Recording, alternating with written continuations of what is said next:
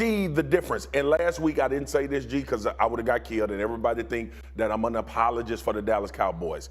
That game plan against the Commanders was as vanilla of an offensive game plan you could call. Now, look, I think if you're going to play your guys, you go to win the game. I do not believe they went into that game saying we going to pull out all of the stops to beat the Washington Commanders. Last night, that was a complete, beyond that play, that was a completely different offense than we saw the week prior. Also, the juxtaposition between Dak and Tom Brady was stark because the offensive line played well for the Cowboys, but Dak stood in the pocket. When they were blitzing, they were sending 5, 6, 7 guys, and Dak stood in there, and he took the shots when he had to, and he was calm and patient, going from one side of the field to the other. It was impressive. He seemed like the type of quarterback that could lead his team. Complete command. Last night, he was the player that we believe him to be.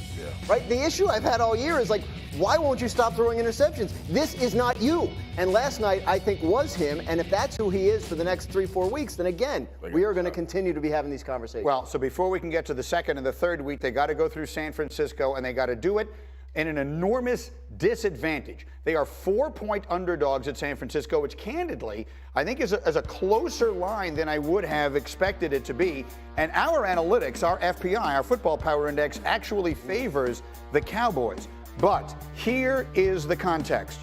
The Cowboys are playing a road game on 5 days rest against a Niners team that has 7 days rest. The Cowboys also have to travel twice. Both of them are on the road. The Niners are staying home.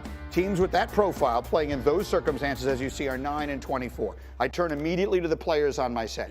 How do you describe the advantage that the 49ers go into this game with based upon those conditions? Well, based on data, the advantage is the San Francisco 49ers are a better football team than the Cowboys. That's our analytics disagree. Generally helpful. Our analytics think that the Cowboys are a better team. I've had a tumultuous relationship with them. I understand. Okay? And we all know that. And Himbo, I love you. Himbo is my guy. Stats matter, okay? But let's get back to the question at hand. It obviously when you have the lack of rest, number one, right? San Francisco now is in a position where they were able to get usually in football, let me take people. You got a couple of days where your body got to literally regenerate. It's almost like a video game, right? So after you play a game, the next day you try to go, well, what we used to do, you go in, you get a little light jog, you get a little light workout, you get treatment, and you kind of get your week going early. Now, I know a lot of people talk about it. It's a distinct advantage, G. Like, it's not something that you just shake a stick at and be like, hey, we had 5 days, y'all had 7 days, not a big deal. 2, preparation. That's the one. Like, preparation. The San Francisco 49ers staff, which is phenomenal, by the way. Lord have mercy, Kyle Shanahan can call football. Great. You get a chance to kind of go reevaluate with a little bit more time to kind of fix your issues in that game and then move on to the opponent. Now, they've had scouts getting ready for the Cowboys or the Tampa Bay Buccaneers for the last 2 weeks probably, right? When you see this thing lining up. But the other part is this, G, and I got to make my Cowboy fans mad. How you play gets you to the position you are. And the way they ended up with seeding, the mishaps during the season, that's what has you in this position. So unfair or not, that's the way the cookie crumbles. I just want to say one thing regarding this game that I know is going to make a lot of people mad. Brock Purdy has become one of the great stories in the National Football League, and no one is enjoying it more than I have. But these are the teams he has beaten. The Buccaneers, defense, awful. Seahawks, twice. Commanders, Raiders, Cardinals. Those teams were a combined 14 games under 500, and 3 of them have a defense ranked 25th or worst in the league. Cowboys, if their defense plays, will be by far the toughest test that Brock Purdy has seen so far. You're not wrong about that, but he has the distinct advantage of having DeMeco Ryans organize that defense on the other side and Kyle Shanahan help him with the offense in the extra day. I think the physical thing matters in most games, and it matters in this game, that extra rest, but I think the planning matters. I think the 49ers, they had started on game planning for the Cowboys, talking to their players about the Cowboys immediately after that Seahawks game. They had already started scheming stuff up. And you're going to give Kyle Shanahan extra days? Greeny, I think Neek nailed it. This game really comes down to the 49ers defense and the Cowboy offense, because if Brock Purdy can play a run-pass option, they're going to be hard to beat. But if the ball's in his hands and he has to go against that pass rush, Dallas could win this game handily. Yeah, coaching matters in the playoffs. I think They're absolutely positioned well to be the better prepared team. The point about the regeneration of the body, right? That day for San Francisco was Sunday. Yes. For the Cowboys, it's today. today. And Yeah. that, I mean, and they got to play. That's a tough go for the I'll Cowboys. say this back to Mike T. I have Yeah. never seen a San Francisco 49ers offense get one-dimensional. Yeah.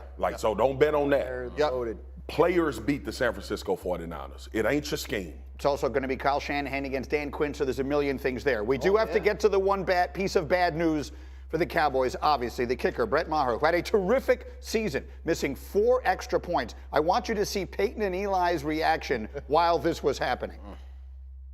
Going left, throwing back right in the end zone. Oh my God. Got to be kidding me. I've never seen anything like it. Why are we What's kicking going it? on? Why are we kicking it?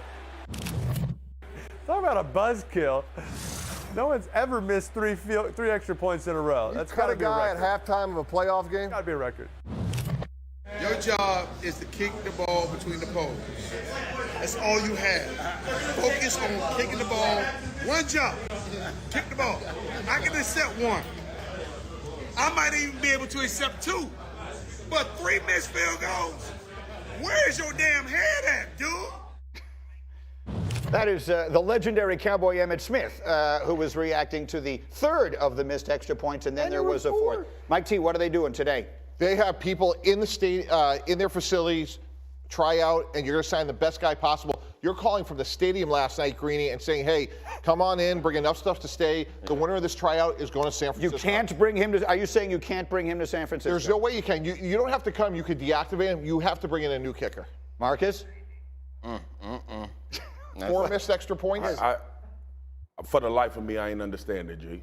I mean, I went to the depths with my tweet, bro, because I just couldn't believe that this was happening. My dad kept texting me all night. Why do they keep putting the ball on the left hash? I don't know. What I do know is this. He overcompensated for the left hash and missed it left. Yes. So here's the thing about last night. We know that this is going to be an issue. Like, you ain't gonna blow teams out in the playoffs. This is an anomaly. Right. Right? And you missed 4 field goals. And G, I promise you, man, I was sitting on the plane, and the nice lady that was sitting next to me, she could not understand why I was iffing at saying curse words. And the Cowboys were winning.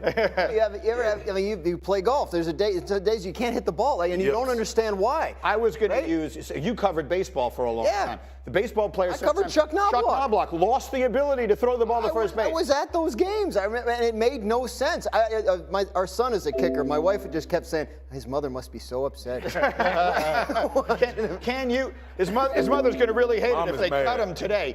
Can they possibly? Can you trust him next week? I've been on a lot of football teams, and a kicker misses an important field goal, and he's gone. I know Maher had a good season, but they are trying everybody out. Like you mentioned, they brought in all the kickers. They might need to have an open tryout. Anybody who looks like they know how to kick a field goal. If you're 5'7" and white, come on out and start kicking balls. Just start kicking balls. My son is, Hey, send them down there and kick. Get Ronaldo a message. Call him up. We have an early candidate for line of the day. All right, we are just getting started. You know what we haven't even talked about yet?